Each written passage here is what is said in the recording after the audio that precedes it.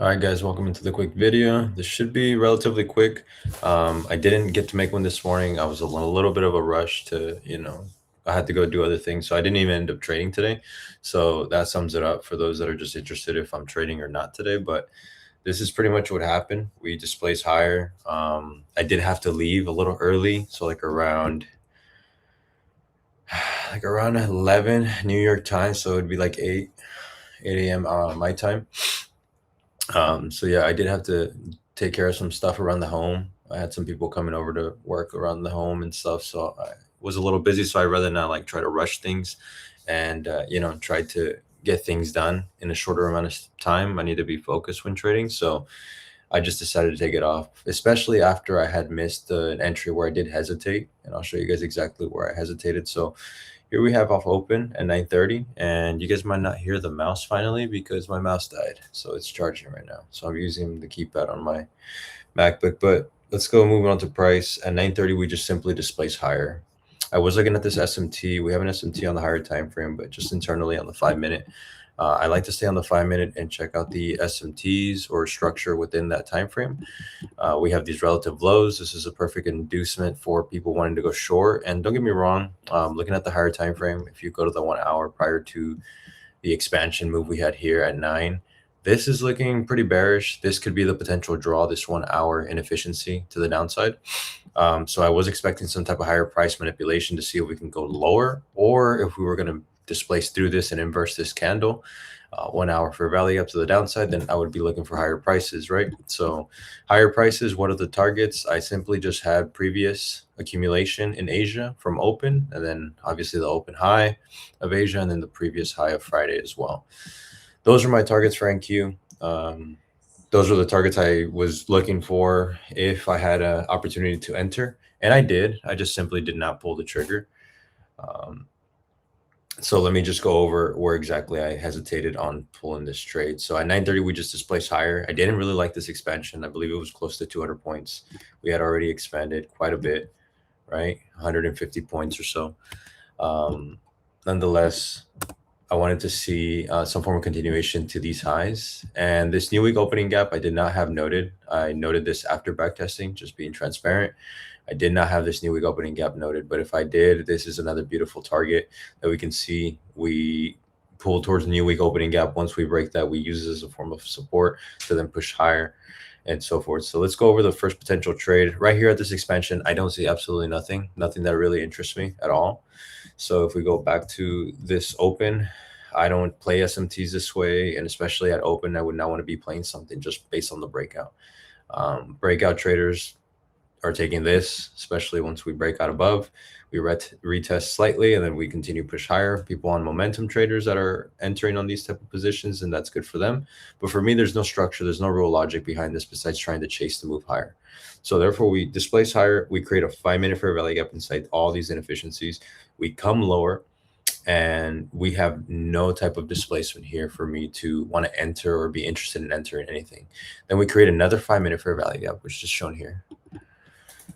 And I'm just quickly reviewing all this stuff just so I can knock it out. I just got back from a run, took a shower, and I didn't want to not make a video today, so I did want to stay consistent with that. This is a 5 minute fair value gap I'm talking about. This is the initial 5 minute fair value gap we created at open at 9:30. We retest it, continue pushing higher. Order blocks put in place. 5 minute is looking really good. We come back, retest this 5 minute fair value gap, and then we start displacing higher. Do we have some form of setup here? Not necessarily for me. This is why I didn't take anything here. I was not interested or upset that I missed this out, because there's really no setup for me here, right? Some people could be entering off the SMT that we put in on the 1 minute. If we go closer to the same area of price on ES, there is a 1 minute fair value gap. 1 minute SMT there. So as you can see, ES is displacing lower, and NQ is failing to take this low. For those of you that want the SMT drawn out, I'll draw it out right here, right? There it is. Inside a 5 minute fair value gap, we've come and mitigated all this inefficient price. Now we can expect higher draws on liquidity.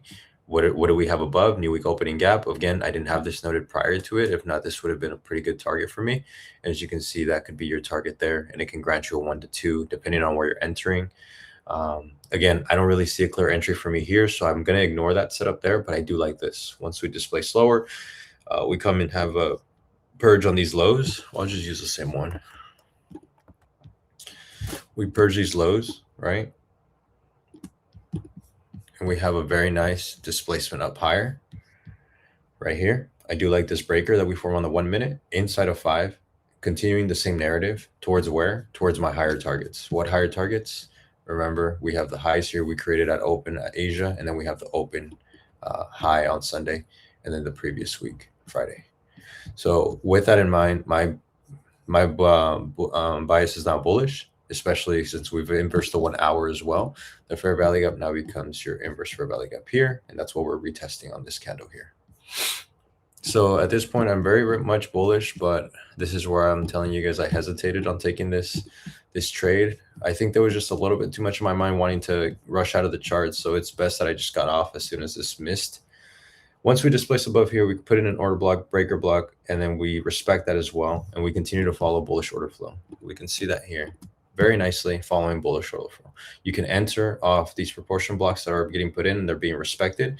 As you can see, down close candles now what become your areas of support. Until we get to this target, that would be the final target for me. But this is how this trade would have looked like if I would have took it. But again, I did not take it. So just for clarity purposes, there we go. And my stop would be, I would just be safe and put it there. Right now, I would just target my 1 to 2, which is roughly at this high.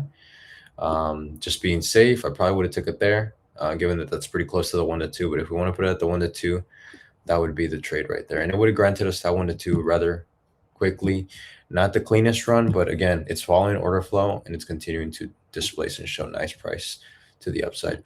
Now, here's where you have another opportunity. If you were a little hesitant on this opportunity here, we have a 5-minute CIVI, a very small one, right here. Very small 5-minute inefficiency.